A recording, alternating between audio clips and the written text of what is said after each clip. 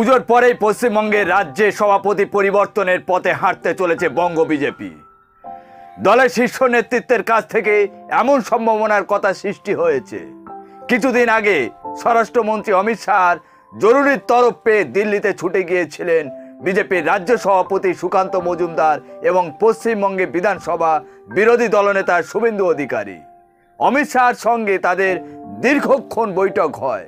খবর পাচ্ছি যে ওই বৈঠকে নির্দিষ্ট করে রাজ্যে বিজেপি পরবর্তী সভাপতি বিষয় নিয়ে আলোচনা হয়েছে। নিয়ম মতন এই বিষয়ে চূড়ান্ত অনুমোদন দেবেন বিজেপির সর্বভারতীয় সভাপতি জেপি নাড্ডা। তিনি সবুজ সংকেত দিলেই এই ব্যাপারে বিবৃতি জারি করবে বঙ্গ বিজেপি।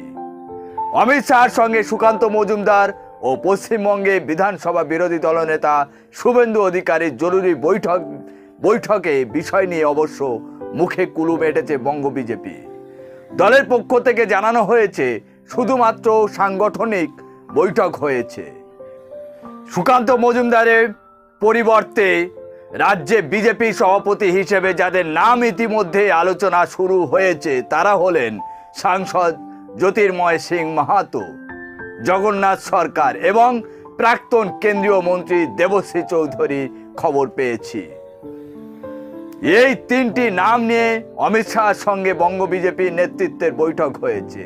শেষ করার আগে একটা ঘোষণা করে রাখি, আগামী 10ই অক্টোবর থেকে 23শে অক্টোবর পর্যন্ত পুজোর ছুটিতে আমাদের কোনো অনুষ্ঠান হবে না।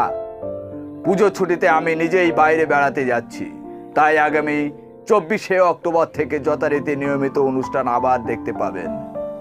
Tata, bye bye.